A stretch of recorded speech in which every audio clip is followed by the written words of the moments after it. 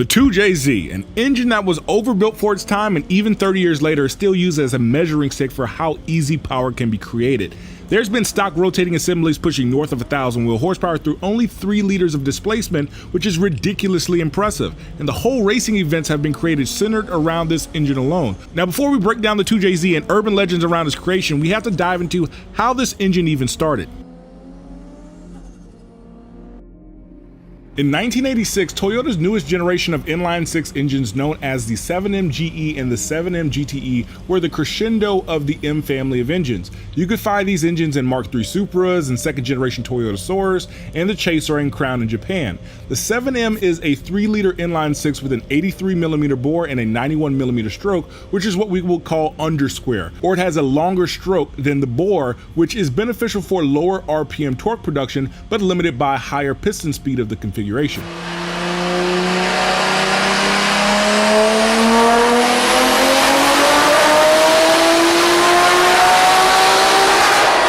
The GE was a dual overhead cam and an electronic fuel injection, while the GTE was a dual overhead cam, turbocharged electronic fuel injection. And this naming system would carry over to the later 2JZ.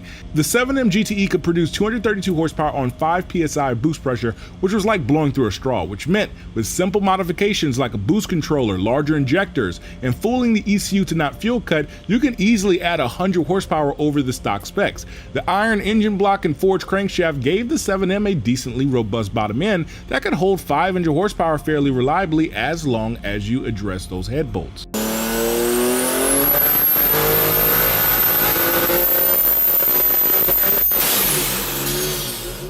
Now in 1989, the 1JZ, which is the first engine in the JZ family, released in Japan for the 1990 Super 2.5 Twin Turbo R. This was all new architecture and improved heavily on the outgoing 7M. Yamaha developed the cylinder head, which on a flow bench outflows the 7M head by a noticeable margin. The iron engine blocks are completely different castings, with the 1JZ being much more robust with lots of block reinforcement. The bore is larger at 86mm, but shorter stroke of 71.5, making it over square, which allows larger valves than the 7M, but sacrificing some low-end torque that the 7M had. Even though the 7M was larger in displacement, the 2.5-liter 1JZ created more power since it used twin CT12A turbos ran in parallel at 8 psi versus the 7M's single CT26 on 5 psi.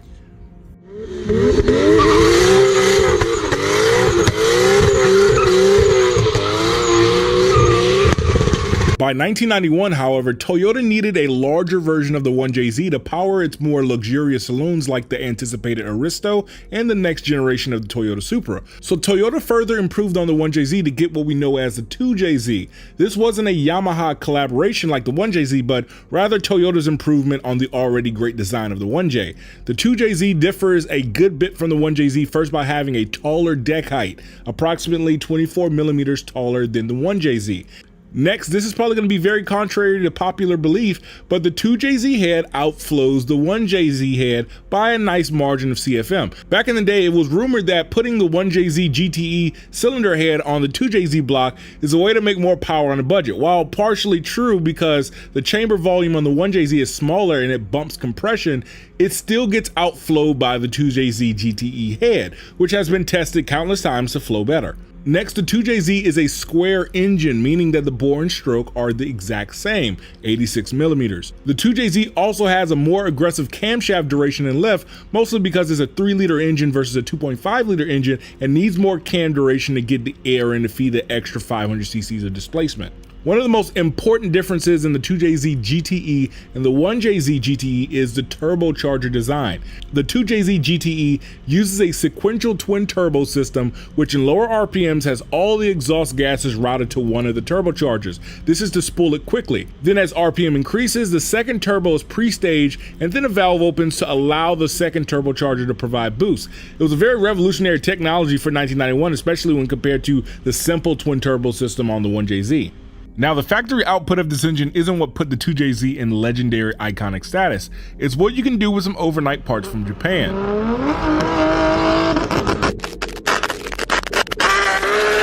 When it comes to building a 2JZ, there's a lot of options and advantages, especially compared with some more modern engines out there. First, the 2JZ engine block found in the turbo and non-turbo models are identical closed deck iron blocks outside of the piston oil squirters, which are debatable with their usefulness. This means the cheaper GE blocks are just as good as a base to build as the turbo blocks. Next, in the earlier non-VVTi engines, the crankshaft and the rods are identical, with the turbo engines only difference being the GTE pistons are dished more for lower compression. This means that if you want a budget 2JZ bottom end and it's good for 700 horsepower, the non-VVTi earlier GE short blocks are pretty stout. The common notion of GE engines being a ticking time bomb under boost has to deal with the 1998 and up VVTi blocks that have a weaker connecting rod design, and VVTi can make lower RPM torque, which exacerbates this issue. Now, VVTi GTE assemblies are still very stout and arguably one of the best, since variable valve timing is a great tuning addition for street-driven cars that want to light the turbo off quicker by inducing overlap in the valves. Now, the cylinder heads on the GE and GTE have different port designs, which means that you can't interchange GE and GTE exhaust manifolds. Overwhelming majority of high horsepower 2JZs will be big single turbo conversions. For the fact that the factory twins are restrictive and complicated, turbo technology has gotten really good in the last 10 years, so the days of very laggy single turbos are pretty much gone. And most importantly, it's cheaper than building the twins or buying aftermarket twins.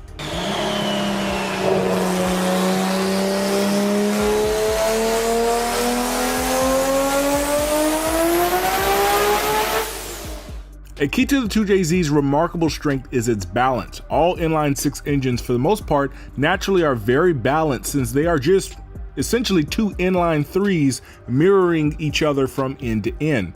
The buttery smooth operation means at higher stress levels, you don't have primary and secondary forces trying to rip the crankshaft out of the block.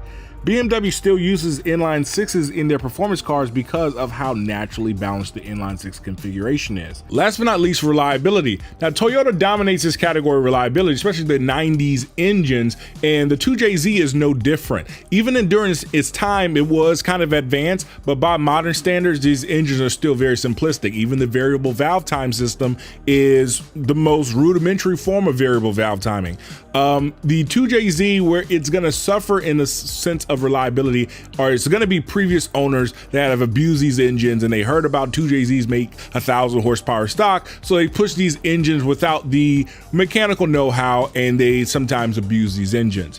Also, these are aged engines. These engines are 30 years old sometimes, so you have to redo all the gaskets, the timing belt, valve stem seals. I mean, there's going to be a lot of things to get a junkyard 2JZ or a very heavily used 2JZ back up to its former glory. So it doesn't take away from its reliability at all. It's just you have to pick the right ones. And the 2JZ arguably is one of the most reliable, high horsepower capable engines on the planet. So it's just, at the end of the day, you take care of it, it'll take care of you, and you'll be able to gap anything on the streets as long as you got some overnight parts from Japan.